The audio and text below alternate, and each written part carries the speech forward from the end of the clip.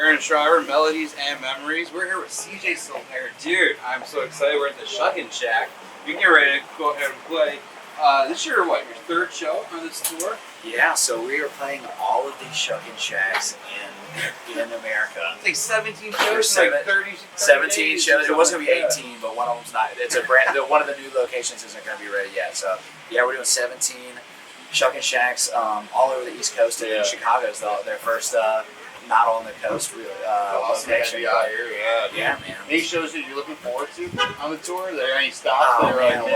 This first weekend's been awesome. We started in Ocala, Florida. Then we flew to Baltimore and played Frederick, Maryland, and then that was yesterday. And then we're coming over here. So a lot of cool places. The rest of them are going to be Georgia and North and South Carolina. Yeah, so those won't be too far away. We'll just be kind of bopping back and forth. They want to wear you out the first weekend on Yeah, I know, right? Yeah, I got a bunch of flying, but it's been fun. So the new album, Futures and Neon's out now. Tell me a little bit about the process of the album. Did you co-wrote all 9 songs on it? Do you ever look for outside cuts at all, or do you kind of always want to be part of the writing process? You know, it's just kind of always happened that, I'm really independent. You know, I've had a publishing deal since the top of 2014 to write songs, so I write a song almost every day, so I don't have no shortage of songs to choose from, and I have so many talented friends that write, and every time I think, man, I should maybe reach out and see if anybody's got any tunes, and I just usually about the time that I decide I want a record, I've already got a pile that I decide to go in and record. So you already kind of know what the flow and what you're looking for. Yes.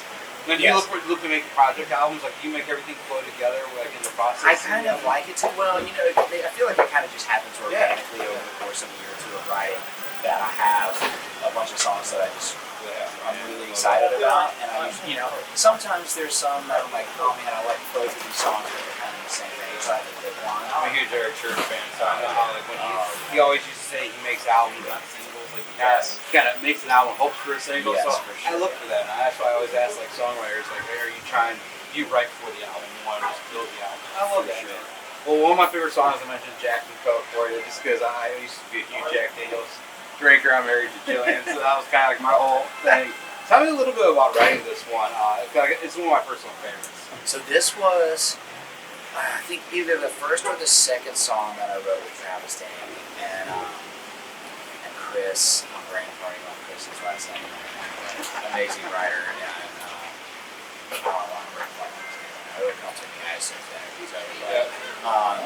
But been a big fan of Travis's for a long time. We're about the same age and kind of started kicking around at the same time.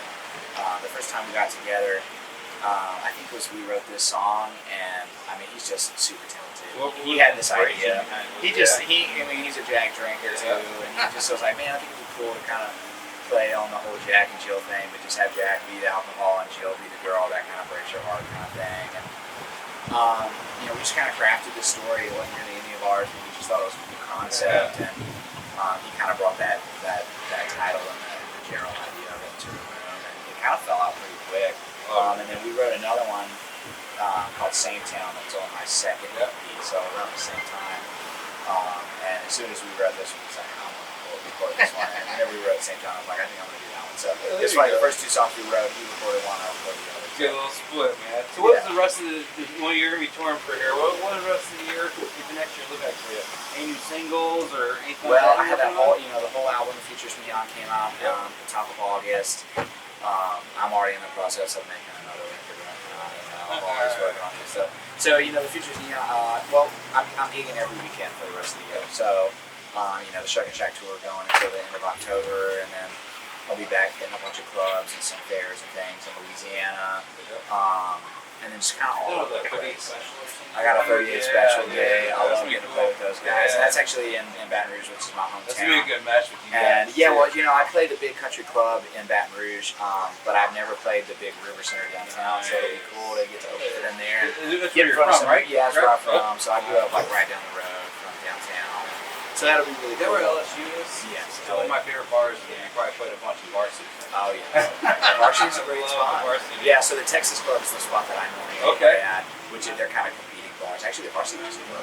Did they close the I think they're going to be open, but they closed through COVID, which is unfortunate. Yeah, we saw a bunch of Really way awesome back spot. in the days. Really Like awesome spot. 08, 09, I was Yeah, seeing man. some shows back then. Yeah, dude. So that's one of my favorites. Yeah, it's a great area. So before we wrap up with you, our sponsors, Poddex, we pulled apart earlier. And what type of contest do you think would be fun to judge, or what kind of contest have you judged that was going on? Okay. All right. So this is funny, but when I was in college, I played a little small town fair in Louisiana. And it was the Port Arthur Fair Festival, or whatever. And they had a bikini contest. So they threw it on. I didn't know until we showed up that day, and they're like, "Oh, hey, we're gonna have you judge one of the 3 judges on the bikini contest." And I was like, "Okay." So of course my band's jealous. They're like, and I'm not even really wanting to do it. It was an amateur bikini contest. It was really funny. It was more funny than But what's hilarious is I had a girlfriend at the time. And I wasn't going to even tell her I did that. And then they just tagged me in a million photos on Facebook. And they ruined it. So she calls me that night and she goes, "I can't believe you judged the contest." And I was like, "How did you even..." She's like, "They tagged you on Facebook." And I was like, "Well, I mean, I don't know what to say." I did all that stuff before social media. Yeah. So, she wasn't happy about that. But I was like, it was funny. I mean, it was a good time. It was funny, but yeah, I don't know if I would. I guess it was more of a pain in the butt having to deal with that than it was probably the enjoyment of being a judge.